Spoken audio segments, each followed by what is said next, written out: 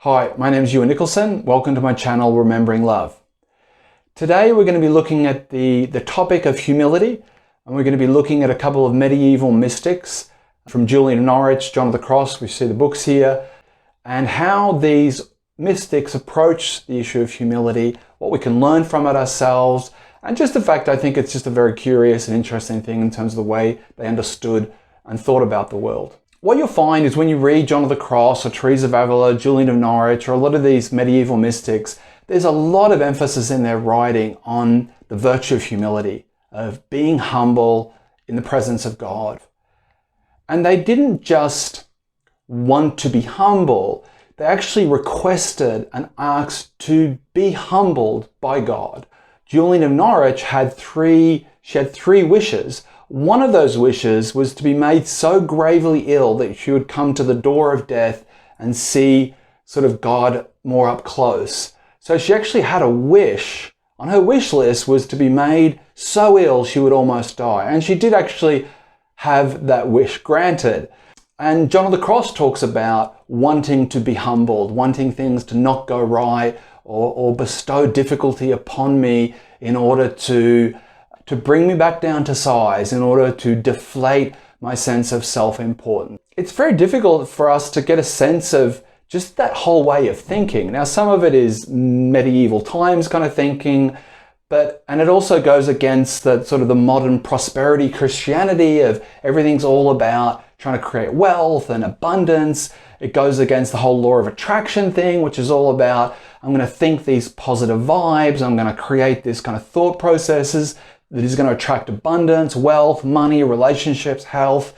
And there is so much literature in the New Age and self-help all about how do I get what I want? How do I feel good? How do I create a reality that works for me? And what you see is the opposite of this. In this literature, they're really saying, well, actually, that's not good for me. To get what I want is just going to build up my ego. So please, God, don't give me what I want. Please, God, bring me back down to size. Please, God, make things happen in a way that forces me to be humble. It's very hard to get us just to feel that, because so much of our cultural messaging is life is all about getting what we want. And you see in this literature and this understanding that they just don't see that as a good thing. They just see getting what you want, and anything that puffs up your sense of ego and self is basically a bad thing. So it's very difficult to imagine someone sitting down with the secret, using the law of attraction and saying, "Dear universe," which you can't say God now, "Dear universe, I am the CEO of a very wealthy company. I've got a beautiful wife. Everything in my life is fantastic. I'm top dog. There's just so much winning. I'm just winning wherever I look. You know what? It's not good. Please, Lord, make my company go bankrupt. Please, universe, make my wife have an affair with my best friend. Please, universe, afflict me with a disfiguring illness that makes me hideous to look at. Hashtag blessed." It is difficult to get a sense that anyone would want that, including myself. So I think by reading and understanding these authors, we also see how culturally subjective our views are. This current cultural sense of this is how we get happy and this is what's important is just relative to our time and place in the history of humanity. And not everyone thought this way. So I think that's interesting. I think the other thing that's interesting about this is how it applies for ourselves. Because whether you wish for terrible things to happen to you in order to be humbled, which I can't say I do, or it's not something I generally would like to kind of think about. I'm not wishing for an illness or tragedy to befall me, personally. But whether I wish for that or not, the reality is this life is set up in a way where I will be disappointed. Things won't go my way. Whether it's a business that fails, whether it's a person you love who dies, whether you end up with an appendix that bursts, whatever it is, small to big, this life is set up to not to please you. That our desire for getting what we want, it falls in the face of the reality that we have very little control a lot of the time. And where I think these insights can be helpful is that if we are going to be humbled anyway, it's better to look at it as an opportunity to accept the fact that me as an individual unit, Ewan Nicholson, going about this life, struggling to kind of get on top or move in this direction or get acclaim or be recognized, get lots of views on my YouTube channel and feel really good about myself, that is a faulty and false way of thinking.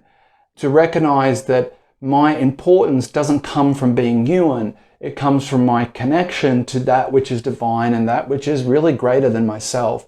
And anytime I get into thinking that I am someone special as this separate individual, rather than my specialness comes from that connectivity to the oneness, to everything that is, rather than me as a separate individual, is where I will be humbled, is where I will find out, because this entity of Ewan, this being of Ewan Nicholson, born at this date, dies at this date, I am going to be like dust in the wind. Dust in the wind. Someone once asked Thomas Merton, the Catholic mystic from recent mystic, 1960s, what's it like in heaven?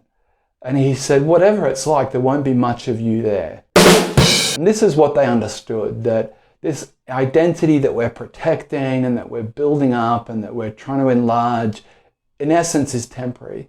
It is dust in the wind. Not in a nihilistic, depressing sense, but just it's passing.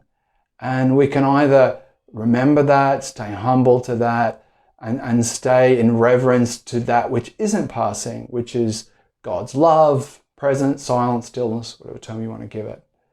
So to me, I find reading these authors and these mystics refreshing. One, it helps me snap out of a kind of way of thinking that I'm not as conscious of the fact that it's culturally absorbed. And second of all, it reminds me of the value of humility and reminds me that I shouldn't be looking to be bigging myself up. And reading this helps me snap out of that a little bit and remind me of the fact that what counts isn't my own grandiosity and my own sense of self, but rather, God, love, and these bigger things. I hope this has helped. I hope you found it informative, and thank you.